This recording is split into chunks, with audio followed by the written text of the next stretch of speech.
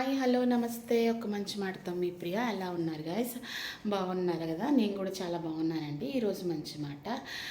మన కుటుంబాల్లో మనం అందరము మార్నింగ్ లేచిన దగ్గర నుంచి కష్టపడతాం. ఇంట్లో ఎంతమంది ఫ్యామిలీ మెంబర్స్ ఉన్నా కష్టపడతారు.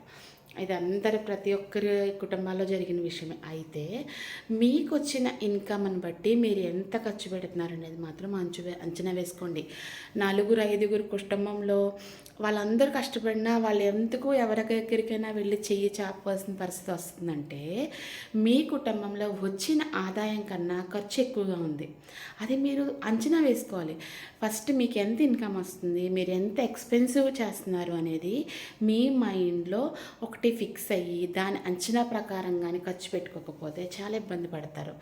ఈ రోజుల్లో అందరూ చేసిన పెద్ద పొరపాటు ఏంటంటే పులిని చూసి నక్క వాతలు పెట్టుకున్నట్టు ఎవరికో ఏదో ఉంది కదా అని మనం కూడా అవన్నీ తెచ్చి పెట్టుకోవాలా అని ఆ అప్పులు చేసి ఆ ఈఎంఐలు కట్టుకుంటూ లేదంటే అనవసరంగా ఎవరికో ఏదో మేళ్ళలో మిద్దులు ఉన్నాయని మనం కూడా అవి కట్టుకోవాలని కొనుక్కోవాలని ఈ లేనిపోని తలనొప్పులు తెచ్చి మనం మెత్తి మీద పెట్టుకుంటున్నాం.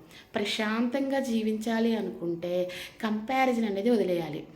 ఎవరికి ఏది ఉంటే ఎందుకండి, మనకి ఏముందనేది ఇంపార్టెంట్. మనకి నెలకి ఎంత ఇన్కమ్ వస్తుంది, మనం ఎంత ఖర్చు పెట్టుకోవాలి, మీకు ఒక అంచనా ఉండాలి. ప్రశాంతంగా జీవించండి. లేనిపోని అప్పులతో సతమతం అవ్వద్దు. మీకు వచ్చిన ఇన్కమ్ని బట్టి దాన్ని డిజైన్ చేసుకోండి.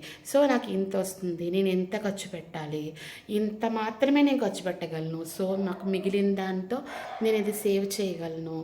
అలా ఒక అంచనా లేకుండా మీకు వచ్చిన దానికన్నా ఎక్కువ అప్పులు చేసుకుంటూ మీ లైఫ్ని లేనిపోని